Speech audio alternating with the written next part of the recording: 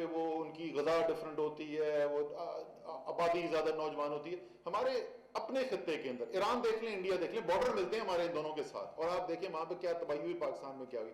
लेकिन असल बात ये, इंडिया में 70 साल के अंदर जितनी मईशत पिछले साल सुकड़ी वो आज तक कभी नहीं हुई थी। वो मईशत जो दुनिया की तेज तरीन तरक्की करती वाली ममालिक में शामिल थे, टॉप 2 या 3 के अंदर, वो -10% थे पिछले साल।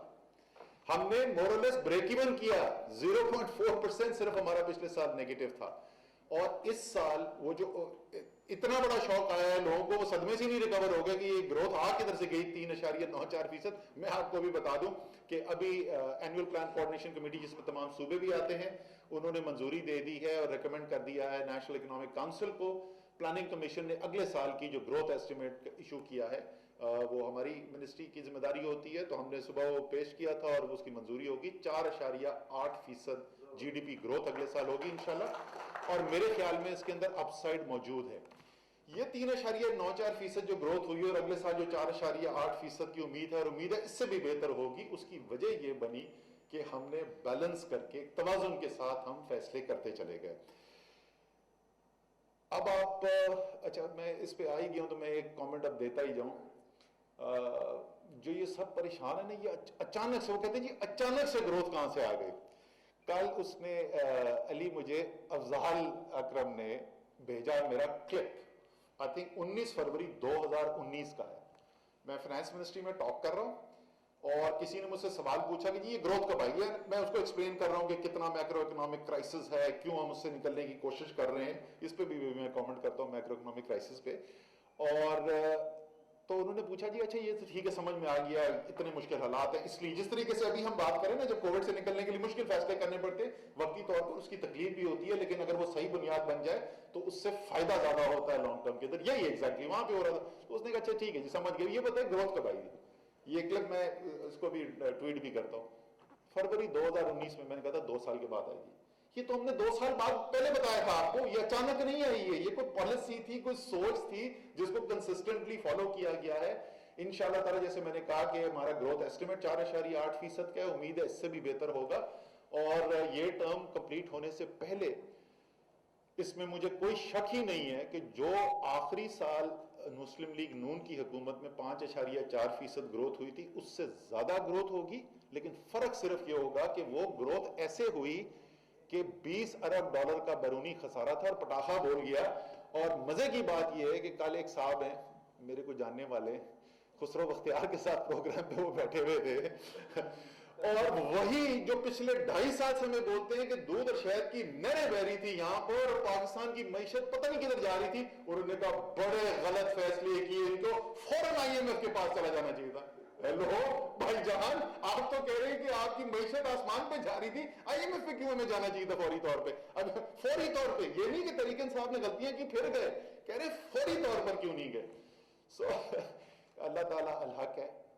सिर्फ वक्त जो है आहिस्ता आहिस्ता सब दिखाता रहता है कि फैसले ठीक हो रहे हैं कि नहीं हो रहे। अच्छी नीयत से फैसले करते हैं, कोई भी ये नहीं दावा कर सकता, और ये किसी सूरत में मैं नहीं दावा कर सकता कि जो हम हर फैसला करते हैं वो ठीक करते हैं, चाहे वो फाइनेंस मिनिस्ट्री हो, चाहे वो एनसीओसी हो सकता है कि उससे भी बेहतर फैसले करें, बट नीयत यही होती है कि मजमूई तौर पर जो बेहतरी हो वहां तक करें। तो ये तो आपको थोड़ा सा मैं शेयर कर रहा था कि किधर से हम आ रहे हैं।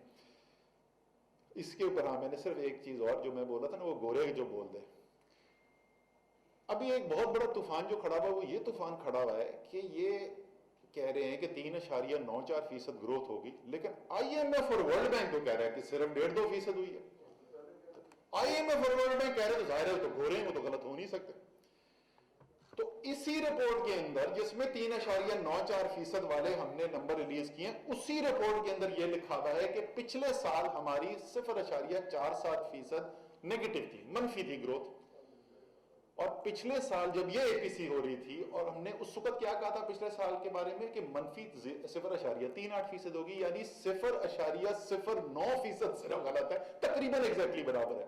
लेकिन जब हम कह रहे थे 0.38%, तो वर्ल्ड बैंक और आईएमएफ क्या कह रहे थे?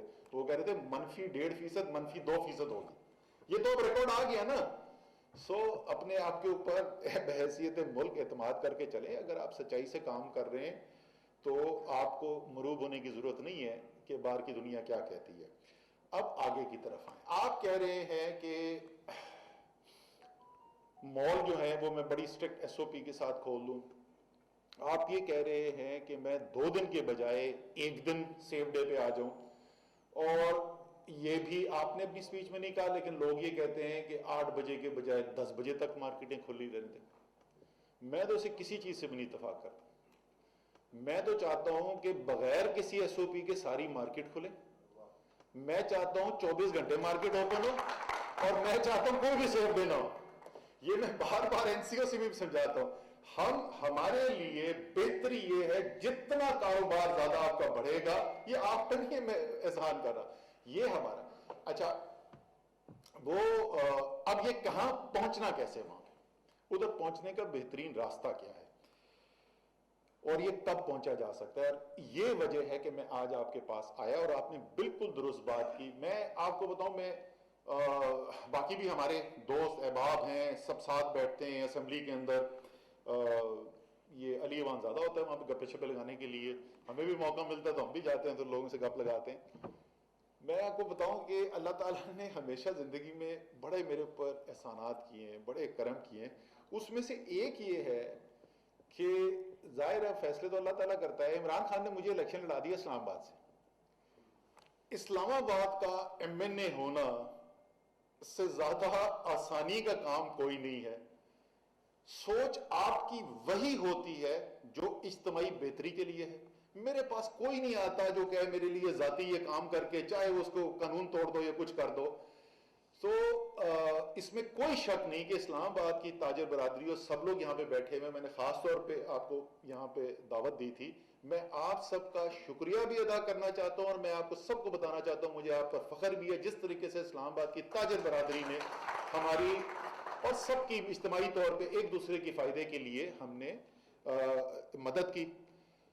नदीम गुजर साहब जो हैं, ये तो वाकई में जाहिर है हमारे नुमाइंदे भी हैं, ये तो सपोर्ट करते भी हैं, लेकिन अजमल बलोच जैसे शोला बयां मुकर्रर जो हैं, उन्होंने भी हमारी मदद की और इज्तिमाई बेहतरी के लिए बड़ी हमारी मदद की, तो इनका भी मैं शुक्रिया अदा करना चाहता हूँ। आप देखें जी आगे जाना किधर है। हम यहाँ पर पहुँच गए हैं।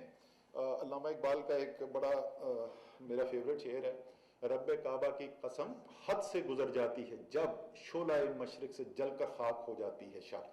तो वो सुबह को आपको जिस वक्त पहली किरण नजर आनी शुरू होती है ना, आपको रोशनी नजर आनी शुरू होती है, हम वहां पर पहुंचे हुए। अच्छी खबर यह है कि इस्लामाबाद में जो वैक्सीनेशन का काम चल रहा है वो बाकी मुल्क की निस्बत बाकी तमाम चीज़ों की तरह अमूमी तौर पे हमारा यहाँ काम जो है ज़्यादा बेहतरी से चलता है, बट इस वक्त जो काम है वो वैक्सीनेशन का भी बेहतरी से चल रहा है, और 21% जो टारगेट पॉपुलेशन है इस्लामाबाद की वो वैक्सीनेशन करवा चुकी है।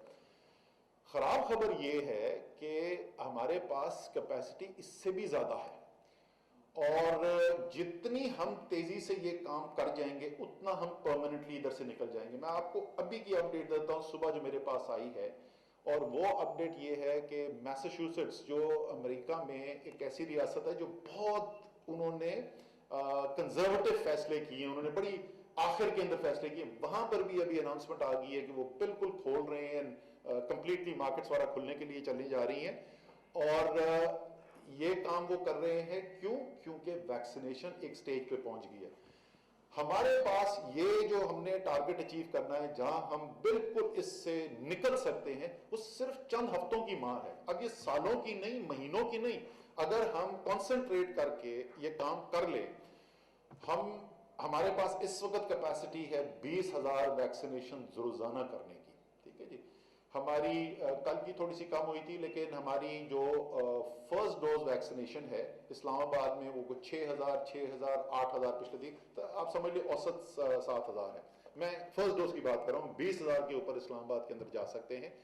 तो मेरी रिक्वेस्ट आपसे ये है कि हम आपके साथ बैठेंगे, एनसीओसी की टीम आपके साथ बैठेगी, हमने ये कैंपेन चलानी है।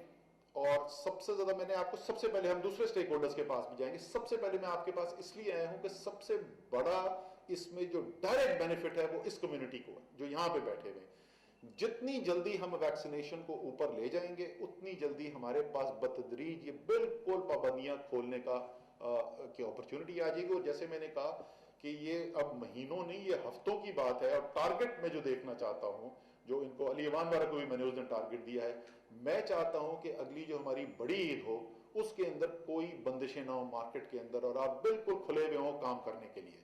सो ये काम करना है। मुझे यकीन है एनसीओसी पूरी आपको भरपूर मदद फराहम करेगी। आपकी अगर लीडरशिप होगी, आपके जरिए हम ये पैगाम पहुंचाना चाहते हैं। एग्जैक्टली जो आप कह रहे थे, सिर्फ फैमिलीज नहीं, फैमिलीज तो करें ही करें, मेरे ख्याल में हमारी फैमिलीज में से अक्सर वैसे भी वैक्सीनेट हो जाएंगे। असल जो आपकी मदद की जरूरत है, जो आपके कारोबार के अंदर एम्प्लॉइज हैं उनकी वैक्सीनेशन। दूसरा हमें ये काम करना पड़ेगा अली, ये कोऑर्डिनेट करना पड़ेगा हमें पिंडी चेंबर के साथ। पिंडी चेंबर भी बड़ा प्रोग्रेसिव चेंबर है, उनके साथ करना पड़ेगा, क्योंकि इस्लामाबाद पिंडी एक ही तकरीबन चीज है। बहुत सारे जो आपकी दुकानों में भी काम करने के लिए आते हैं वो पिंडी से आते हैं, और अगर पिंडी में ज्यादा होगा और इस्लामाबाद में हम बेहतरी की तरफ चले जाएंगे तो वो लोगों ने उधर से इधर आना शुरू हो जाना है। सो हमने दोनों का मिलकर ये करना है, और इंशाअल्लाह ताला जैसे मैंने कहा इसमें कोई मुझे शक ही नहीं है। तो नंबर हमारे वैक्सीन हमारे हाथ में, वैक्सीनेशन सेंटर्स बने में, हम मार्केटों के अंदर भी वैक्सीनेशन सेंटर्स लगवा सकते हैं। हर मरकज की तंजीम जो है वो जिम्मेदारी ले, साथ पार्टनरशिप की, एक उधर हम जगह कर दें, मोबाइल हम यूनिट्स भेजें, हम मराकज के अंदर भी करें। जो बड़ी फैक्ट्रियां हैं जहां पे बहुत सारे लोग काम करने आते हैं, वहां पे भी मोबाइल यूनिट्स ले जाके उधर वैक्सीनेशन करें। आप चेंबर के अंदर कोई यहाँ पर अगर सेटअप करना चाहते हैं, इधर सेटअप किया जा सकता है। तो सब मिलकर काम करते हैं और इसको कैंपेन बनाएं और ये फैसला कर रहे हैं हम मिलके। मेरी तो जाहिर है कौमी जिम्मेदारी है, लेकिन कभी कभी मुझे इस्लामाबाद एमएनए वाला रोल भी, प्लानिंग मिनिस्टर और एनसीएससी चेयरमैन के अलावा मुझे इस्लामाबाद एमएनए रोल वाला भी प्ले करना पड़ता है। मैं इस वक्त उस मोड में